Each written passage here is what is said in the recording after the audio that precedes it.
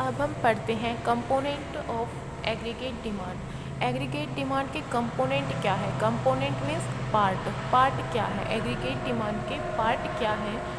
इसमें to economy हम पढ़ते हैं, क्लोज इकोनॉमी और ओपन इकोनॉमी।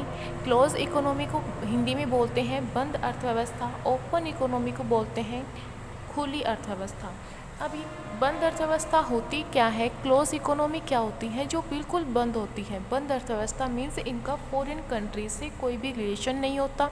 ये जो कंट्री फॉरेन कंट्रीज से एक्सपोर्ट इंपोर्ट नहीं करती वो बंद अर्थव्यवस्था होती है, क्लोज इकोनॉमी होती है। और जो इकोनॉमी फॉरेन कंट्रीज से एक्सपोर्ट इंपोर्ट करती है, फॉरेन कंट्रीज से उनका कुछ रिलेशन होता है, तो वो होती है हमारी ओपन इकोनॉमी। वैसे हमने ओपन इकोनॉमी में 4 सेक्टर पढ़े हैं। ओपन इकोनॉमी में हमने 4 सेक्टर पढ़े हैं। कौन कौन से हैं? Household sector, producer sector, government sector और rest of the world. First क्या है? Household sector, second producer sector, third government sector, fourth rest of the world. Rest of the world means जो भी foreign countries हैं हमारी वो उसमें आएगी। ओपन कंट्रीज़ में ये चारों सेक्टर है। अब क्लोज कंट्री में हमने पढ़ा है कि क्लोज कंट्री इकोनॉमी वो होगी जिनका फॉरेन कंट्री से कोई रिलेशन नहीं है। इसका मतलब यहाँ पर एक्सपोर्ट इंपोर्ट नहीं होगा। तो क्लोज इकोनॉमी में 3 सेक्टर होते हैं, ओपन इकोनॉमी में 4 सेक्टर होते हैं। अब हम पढ़ते हैं सबसे पहले ओपन इकोनॉमी। ओपन इकोनॉमी में 3 सेक्टर है, लेकिन हम पहले 2 सेक्टर की स्टडी करेंगे। 2 सेक्टर कौन कौन से हो सकते हैं हमारे? हाउस होल्ड सेक्टर और प्रोड्यूसर सेक्टर।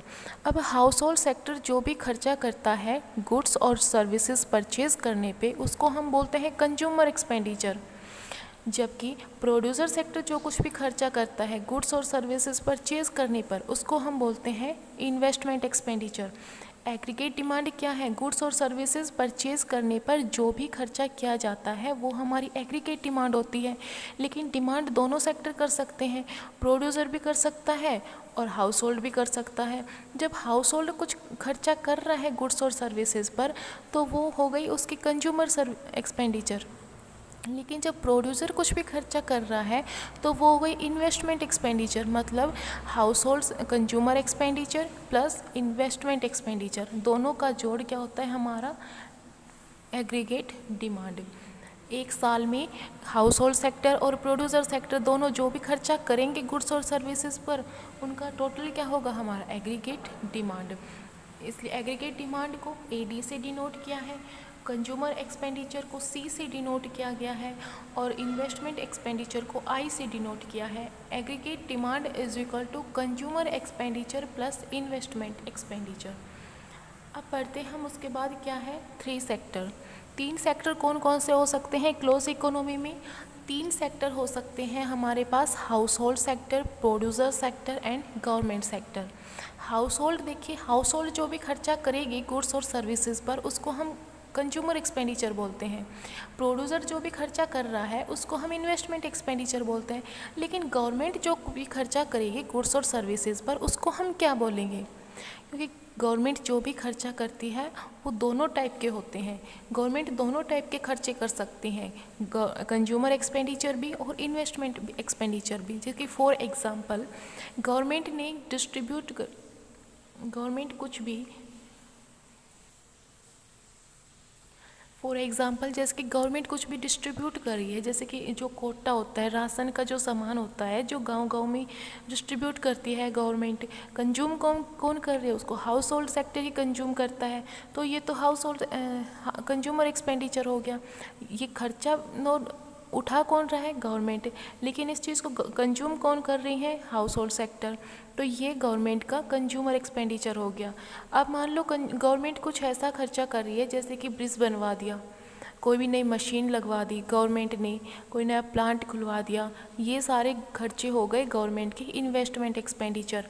मतलब गवर्नमेंट दोनों टाइप के एक्सपेंडिचर कर सकती है, कंज्यूमर एक्सपेंडिचर भी और इन्वेस्टमेंट एक्सपेंडिचर भी।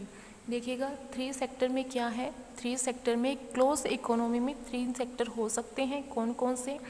House hold sector, household sector, producer sector और गवर्नमेंट सेक्टर। ये तीनों सेक्टर जो भी खर्चा करती है एक अकाउंटिंग पीरियड में, इन तीनों का सम होता है एग्रीगेट डिमांड। अब आता है ओपन इकोनॉमी। ओपन इकोनॉमी क्या होती है? ओपन इकोनॉमी खुली अर्थव्यवस्था होती है जिसका फॉरेन कंट्री से रिलेशन होता है, जो एक्सपोर्ट और इंपोर्ट कर सकती है, वो हमारी ओपन इकोनॉमी होती है।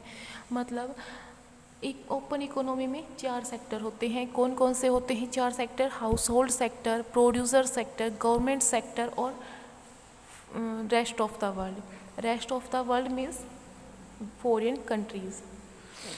अब ये चारों सेक्टर एक अकाउंटिंग पीरियड में जो भी खर्चा करते हैं, ये चारों सेक्टर एक अकाउंटिंग पीरियड में गुड्स और सर्विसेज खरीदने पर जो भी खर्चा करते हैं उसका टोटल होता है हमारा एग्रीगेट डिमांड। ये चारों सेक्टर मतलब हाउस होल्ड सेक्टर कुछ खर्चा कर सकता है जिसको कंज्यूमर एक्सपेंडिचर बोलेंगे, जिसको सी से डिनोट किया है। प्लस में प्रोड्यूसर सेक्टर जो खर्चा करता है उसको इन्वेस्टमेंट एक्सपेंडिचर बोलेंगे, जिसको आई से डिनोट किया है। प्लस में जो भी गवर्नमेंट खर्चा करती है उसको जी से डिनोट किया है। Plus net export. अब ये नेट एक्सपोर्ट क्या होता है? नेट एक्सपोर्ट क्या होता है? जो चीज़ें हमने एक्सपोर्ट की है उससे हमारे पास क्या होगा? पैसा आएगा।